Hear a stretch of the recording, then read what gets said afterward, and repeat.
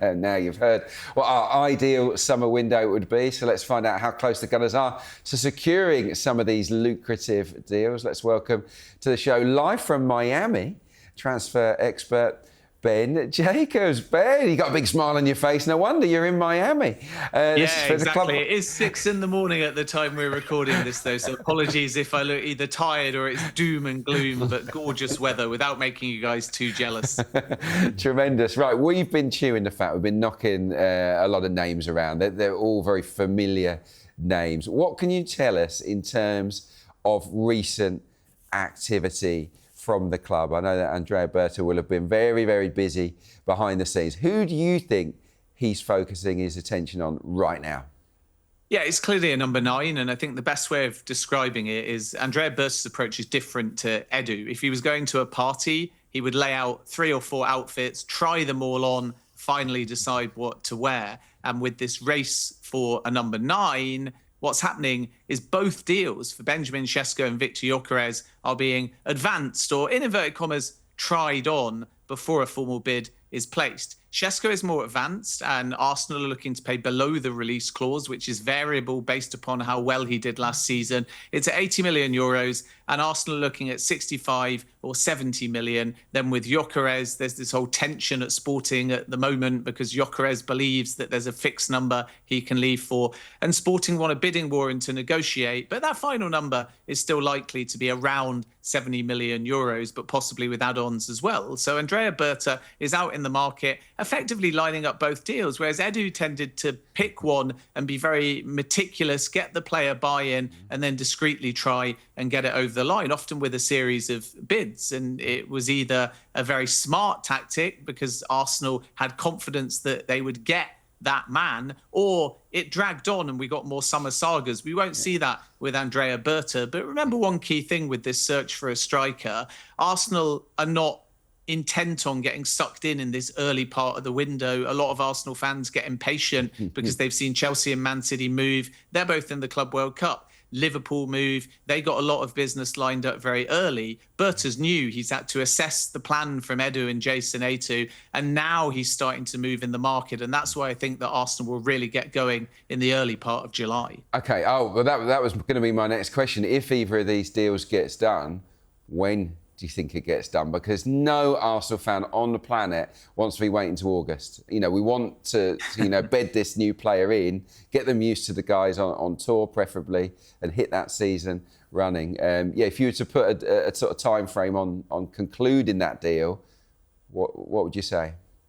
Well, I think it also comes down to the player. If they agree a fee for Sesko, I think that one could actually be done when the window opens on the 16th. I'm not saying day one of when the window reopens, but certainly in the last 2 weeks of this month. Gyökeres, I sense, will take a little bit more time because of the volume of interest and also the friction currently taking place at the moment between the player and Sporting. And my understanding with Gyökeres originally was that the player had basically said, you come to me and I'll tell you who I want to join, and then I'll go to Sporting, and then the club-to-club negotiation will be relatively routine.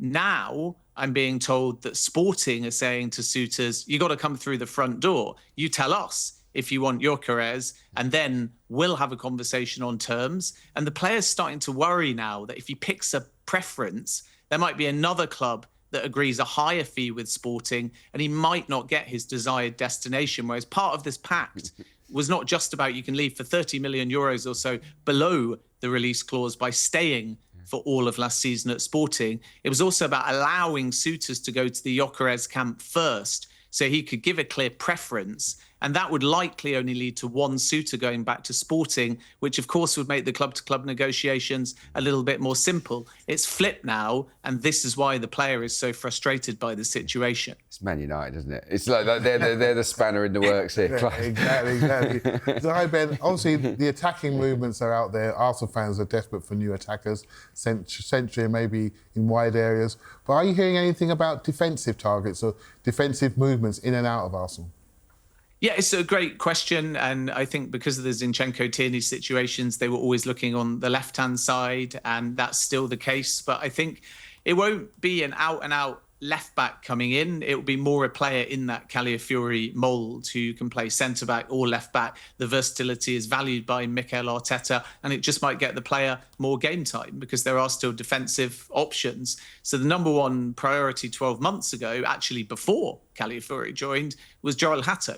And that's still the case now, that Arsenal have Hatto on their radar and they could well go head-to-head with Chelsea. And Arsenal, I can tell you, would have done the Hatto deal 12 months ago, except their intel, and rightly it has to be said, was that the player wouldn't leave Ajax 12 months ago. Now he's available on the market, looking for a move, interested in the Premier League. There's actually some Saudi interest in Hatto as well, but I don't think he'll go there. So I can see a scenario where both Arsenal and Chelsea have another transfer head-to-head, and there's definitely a chance that if Arsenal do choose, and Berta's still determining, to go for this centre-back, left-back type profile, that Joel Hatto will be very high in their thinking.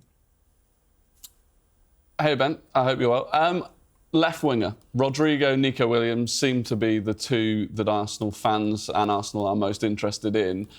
Does one or the other feel more likely at this stage, both more likely to leave their current club, and then if they did, one that Arsenal would go for?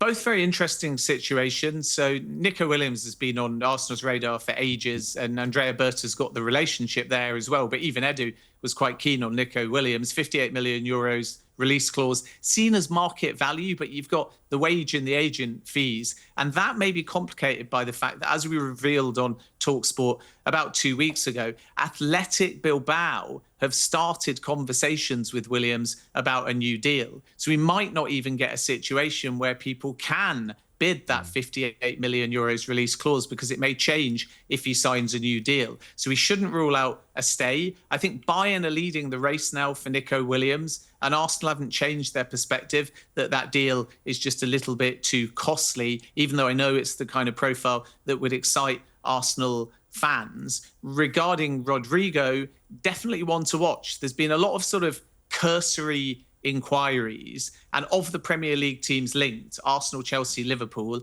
Arsenal are the most active on the player side. But as of now, they still don't know whether he's going to ask to leave. And if he does, it unlocks the whole situation. So I know you said earlier, Arsenal fans won't want August-type sagas, but I think if Rodrigo is to leave, it is going to take quite a bit of time, because first he has to speak to Xabi Alonso and understand what his role is going to be. And the advantage a suitor like Arsenal would have is the fact that they can just chuck him on that left-hand side, whereas at Real Madrid, he's been forced to play on the right, because obviously you've got Vinny Jr. and Kylian Mbappe. So there is a deal there to be had at around 90 million euros, I'm told, and Arsenal is still in the process of internally assessing. And I think if they go for it, it is going to be a big outlay that comes a little bit later. And then still, we should add Jamie Gittins. I know people think that move to Chelsea is a foregone conclusion. He has agreed a 7-year deal with the Blues, but they've not agreed a package with Dortmund. The expectation is that when the window reopens on the 16th,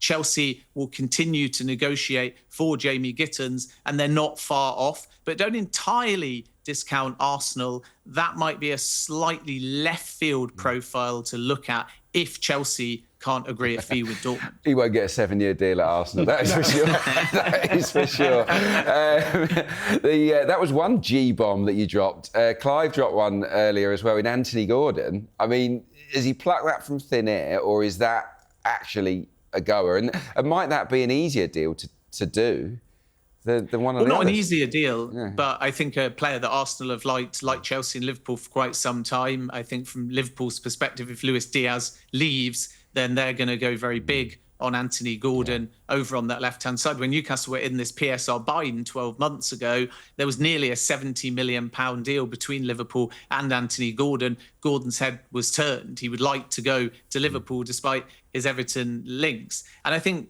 from Arsenal's point of view, they know very clearly from their inquiries and conversations about the dream target, Alexander Isak, that Newcastle are just shutting up shop at the moment and saying, we've got Champions League football, none of these assets are for sale, and our PSR position is fine. So I think Gordon will be difficult to pull off, and maybe a bit counterproductive for Newcastle, simply because you've got Anthony Gordon plus Harvey Barnes both in excellent form. Now, we hear some reports that might give Arsenal fans hope that Jack Grealish could be heading to Newcastle, and maybe those putting 2 and 2 together and making 4, or hoping that it's 4, will be saying that means that Gordon's going, because it is true. If Newcastle move for a player like Grealish, they'll have to lose one of those players on the left-hand side. But the bad news, I'm told, is 2 and 2 actually makes 5, and that Grealish and Newcastle is not a thing, and their aim is to keep hold of both Gordon and, of course, Harvey Barnes, who finished the season very strongly as well. So there is appreciation for Anthony Gordon, but I think it is a near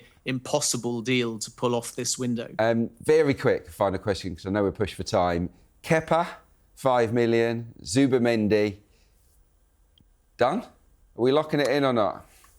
Yeah, lock it in. Don't worry about it. These links with Real Madrid are exaggerated. It's down to Xabi Alonso having a huge appreciation for the player, but Arsenal consider that deal done, and it will be formalised. They're going to pay slightly above the release clause in order to get more preferable payment terms. So the final package could actually be a little bit north of 60 million euros and closer to 65. But keep calm, Arsenal fans. That Zubamendi deal, I'm told, is done. It's verbally agreed. Of course you want him to sign it, because of all players, he is the kind that's woken up in the past and changed his mind. But Arsenal consider that agreed in principle, a done deal, and in the process of being formalised. And Kepa, of course, expected to come in as well for 5 million. And I think that's a deal that suits all parties. Arsenal wanted Joan Garcia and actually stood a real chance of getting him because it was a strong pitch. And the only real stumbling block in the end was the fact that Barcelona triggered the clause and told him that he'll be a number 1 either right away or very soon, whereas Arsenal were looking at him as a number 2 because of David Raya. And Joan Garcia thought about Arsenal, was happy with Arsenal, but then took a secondary consideration and said, I want to be a number 1 goalkeeper right now.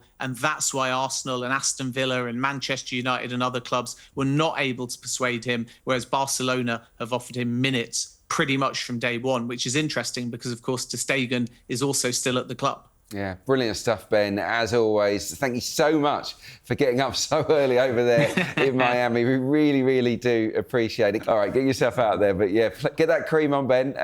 Brilliant stuff. Superb from Ben Jacobs there, our transfer expert. That's all we've got time for. I mean, it is good fun, isn't it? Chewing the fat over the number, over potential targets. It is. Yeah. It's exciting to see what the team can look like next season. Yeah. And how we play. Absolutely. I can't wait. I can't wait. Yeah, thanks a lot for your time today, boys. That's all we've got time for on today's Inside Gooners. Thank you for your company. Huge thanks to Clive Palmer, Rory Talks Football, and Ben Jacobs. We'll see you soon.